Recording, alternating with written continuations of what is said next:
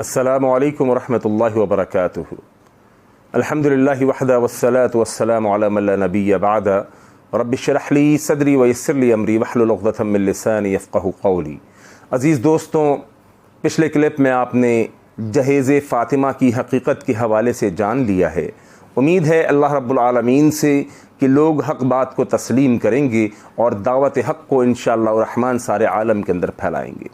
میرے محترم بھائیوں، اس جہیز کی وجہ سے آج کتنی بچیاں گھروں میں بیٹھی ہوئی ہیں۔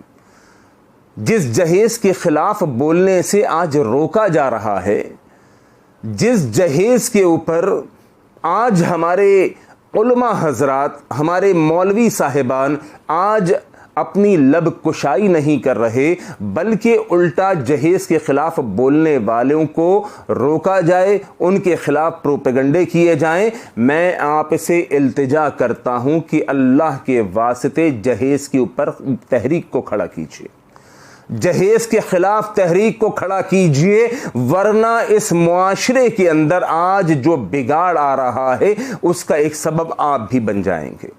کیوں؟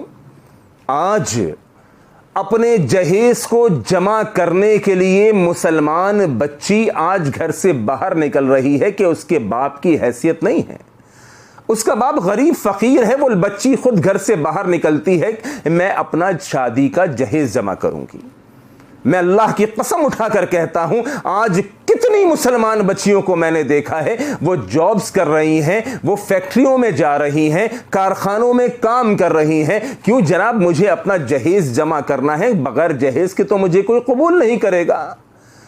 اس مسلمان بچی کو تو رب رحمان نے حکم دیا تھا، قرنا فی بیوتکن، اپنے گھروں کے اندر قرار سے ٹکی رہو۔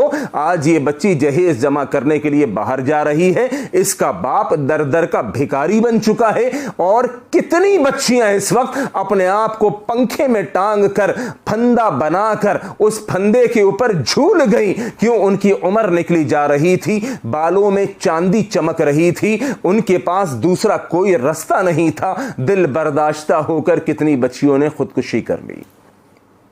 کتنے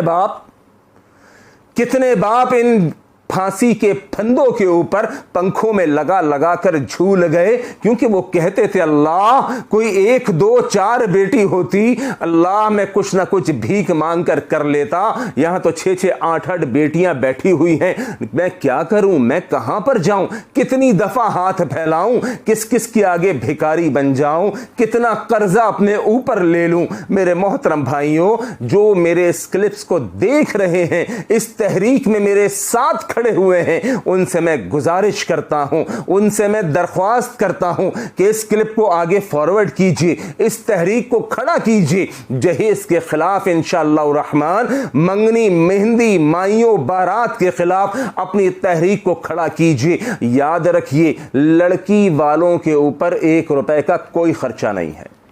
آج جہیز کے بوجھ تلے ان کو دبا دیا جا رہا ہے۔ وہ کہاں گئے وہ نوجوان جو کھڑے ہو جائیں اور کہیں لڑکی کے باپ سے کہ اللہ کے بندے، میرے محترم بزرگ، ابا جان، ابو جان، پاپا جان، آپ اپنے دل کا ٹکڑا، اپنی جگر کا ٹکڑا کاٹ کر مجھ کو دے رہے ہیں، مجھ کو اس سے بڑھ کر اور کیا چاہیے؟ مجھے جہیز کے نام پر 1 روپیہ کچھ بھی نہیں چاہیے، بس آپ اپنی تربیت یافتہ بیٹی، دیندار بیٹی آپ مجھ کو دے رہے ہیں، یہی آپ کا احسان ہے۔ ان نوجوانوں کو کھڑا ہونا پڑے گا، آپ نوجوانوں کو کھڑا ہونا پڑے گا اور ان رسومات کا بائیکاٹ کرنا ہوگا کہ نہیں، نہ میری منگنی ہوگی، نہ مہندی ہوگی، نہ مائیوں ہوگی، نہ بارات ہوگی، نہ جہیز کے نام پر 1 روپیہ میں لوں گا، بلکہ میں خالصتاً اس طرح نکاح کروں گا جس طرح میرے نبی نے صلی اللہ علیہ وسلم کر کے دکھایا ہے۔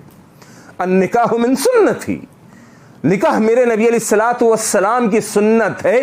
اللہ کے بندو، اس بات کو سمجھ لو کہ دین کے اندر نکاح ہے، نکاح کے بعد ولیمہ ہے۔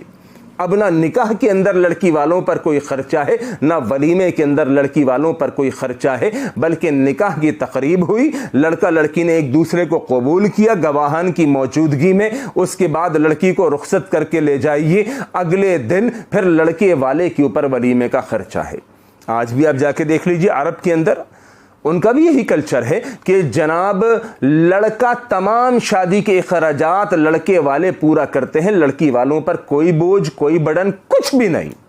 لہذا آپ لوگوں نے کھڑا ہونا ہے، آپ لوگوں نے نوجوانوں نے کھڑا ہونا ہے، ان نوجوانوں کے سرپرست اور والدین نے کھڑا ہونا ہے اور کہہ دینا ہے کہ جناب ہمیں 1 روپے کا کوئی جہیز نہیں، سادگی سے نکاح ہوگا، نکاح کے بعد ولیمہ جیسا شاندار جیسی میری حیثیت ہوگی انشاءاللہ اپنی حیثیت کے مطابق بہترین سے بہترین ولیمہ کروں گا. اللہ کریم ہمیں عمل کی توفیق دے. اللہ کریم اس تحریک کو کہ جو جہیز اور رسومات کے شادی بیاہ کی جو باطل رسومات ہیں اس کے خلاف جو شروع کی گئی ہے، اللہ کریم اس تحریک کو آگے سے آگے لے کر جائے اور لوگوں کو عمل کی توفیق عطا فرمائے. وآخر دعوانا ان الحمد للہ رب العالمین.